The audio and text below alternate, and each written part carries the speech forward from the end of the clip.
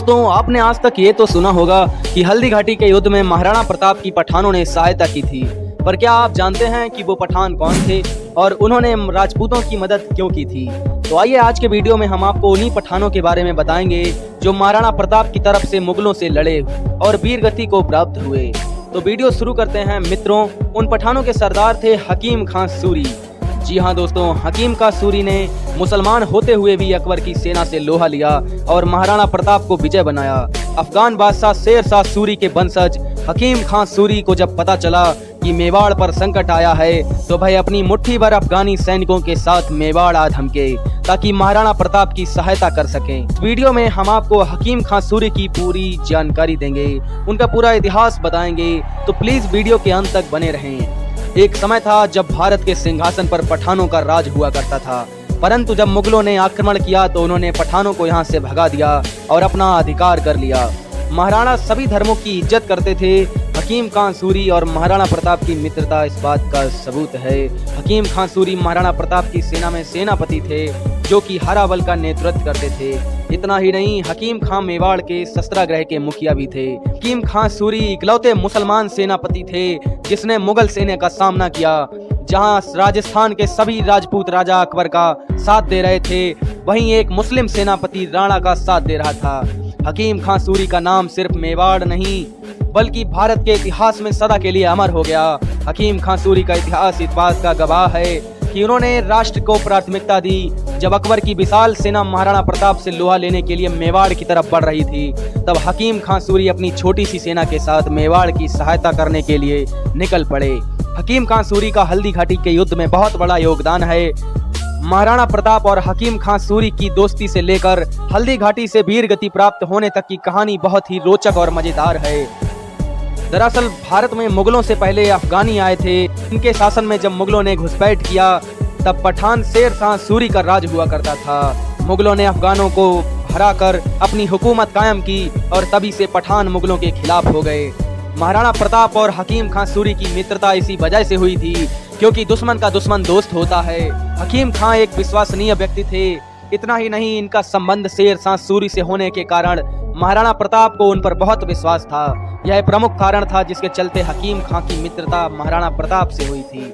दूसरी बात कि महाराणा प्रताप के जीवन पर नजर डालें तो पता चलता है कि महाराणा प्रताप धर्मनिरपेक्षता के समर्थक थे। महाराणा प्रताप बचपन से ही धर्म, पद, रंग, जाति इन सबसे ऊपर उठे हुए थे। उनकी सोच बहुत ही ऊपर लेवल की थी। महाराणा प्रताप और हकीम खां सूरी की दोस्ती धर्मनिरपेक्षता का जीता जागता उदाहरण है, या फिर यह भी कह सकते हैं कि आत्मसम्मान के लिए हकीम खां सूरी ने राणा की सेना में शामिल होना ही उचित समझा था, जो उनकी दोस्ती का भी कारण हुआ।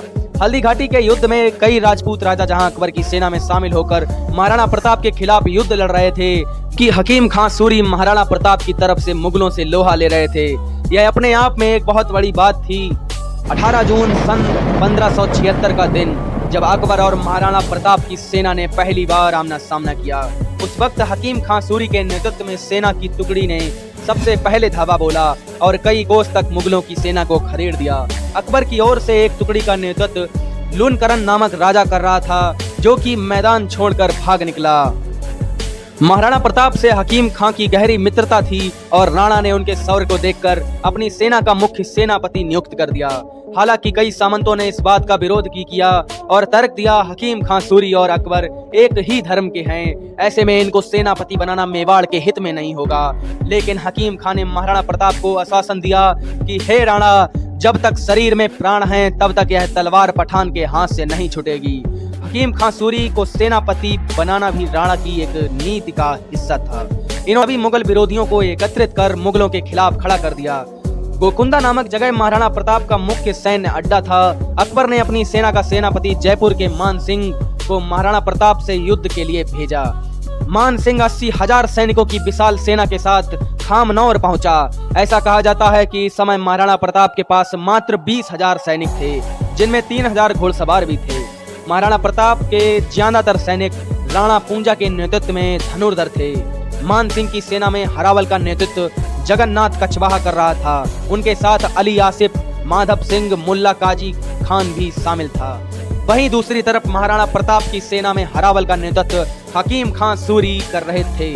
इनके साथ डोडिया के सामंत भीम सिंह, रामदास राठौर, ग्वालियर के नरेश राम सिंह तोमर, भामा शाह और तारा चंद शामिल थे।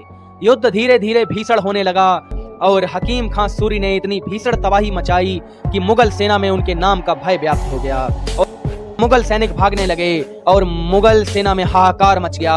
हकीम खां सूरी बिजली की रफ्तार से मुगल सेना का सफाया कर रहे थे। इसके साथ ही राणा पूंजा के नेतृत्व में सेना की टुकड़ी मुगलों के ऊपर टूट पड़ी। तभी मुगल सेना के कुछ सैनिक चिल्लाने लगे, शहंशाहे हिंद जलालुद्दीन अकबर पधार रहे हैं। ऐसे में मुगल सैनिक जो जान बचाकर भाग रहे थे वह मृत्युदंड के भय से पुनः युद्ध भूमि में लौट आए, क्योंकि अकबर का एक नियम था, जो रणभूमि से भागता था वह उस सिपाही को मृत्युदंड दे देता था। और दूसरी तरफ महाराणा प्रताप की सेना ने युद्ध करने की बजाय खुद को सुरक्षित रखना उचित समझा, क्योंकि इनके पास मात्र 8000 सैनिक शेष बचे थे। ऐसे में झाला मान सिंह महाराणा प्रताप के पास पहुंचे और उनका मुकुट धारण करके मुगलों से युद्ध करने लगे। मुगल सेना ने समझा कि ये महाराणा प्रताप है और वे उन पर टूट पड़े और युद्ध में झाला मान सिंह वीर गति को प्राप्त हुए। इधर महाराणा प्रताप बहुत घायल हो चुके थे, परंतु किसी तरह वे सुरक्षित रणभूमि से बाहर निकल गए और हकीम खां सूरी अंत तक अकेले मुगलों को घेरे रहे और उन्हें गाजर मूली की तरह काटते रहे। परंतु रणभूमि में अकेले हो जाने के कारण मुगलों ने उन्हें चारों तरफ से घेर कर भालों से एक साथ प्रहार किया, जिससे वीर हकीम खां सूरी वीर गति को प्राप्त हो गए। कहते हैं मरने के बाद भी इनके हाथ से शमशीर नहीं छूटी थी, जैसा कि इन्होंने महाराणा प्रताप को वचन दिया था कि जब तक जिंदा रहूंगा हाथ से तलवार नहीं छूटेगी। पर इन्होंने कुछ ज्यादा ही वचन निभाया, क्योंकि इनकी तलवार इनके साथ ही दफना दी गई थी। सच कहा है किसी ने, पठान अपनी जान दे सकता है पर दिया हुआ वचन नहीं भूल सकता। जब तक महाराणा प्रताप का नाम रहेगा तब तक इनके साथ ही हकीम खां सूरी को भी याद किया जाएगा। राष्ट्र की एकता और स्वतंत्रता के लिए जब जब बात होगी, महान सेनापति हकीम खां सूरी का नाम लोगों की जबान पर इज्जत के साथ आएगा। हकीम खां सूरी की मृत्यु महाराणा प्रताप और मेवाड़ दोनों के लिए बहुत बड़ी क्षति थी। हकीम खां सूरी का मकबरा राजस्थान के मेवाड़ क्षेत्र में हल्दी घाटी दर्रे के पास ही स्थित है। यह वही स्थान है जहां पर हकीम खां सूरी आखिरी सांस तक अकेले लड़ते हुए वीर गति को प्राप्त हुए थे। वहां पर हिंदू हो चाहे मुस्लिम, सभी जाकर इनके मकबरे पर सजदा होते हैं, नमन करते हैं। अगर आपको मेरा वीडियो अच्छा लगा हो तो प्लीज सब्सक्राइब बटन को दबा दीजिए, ताकि हम आपके लिए और भी वीडियोस ला सकें।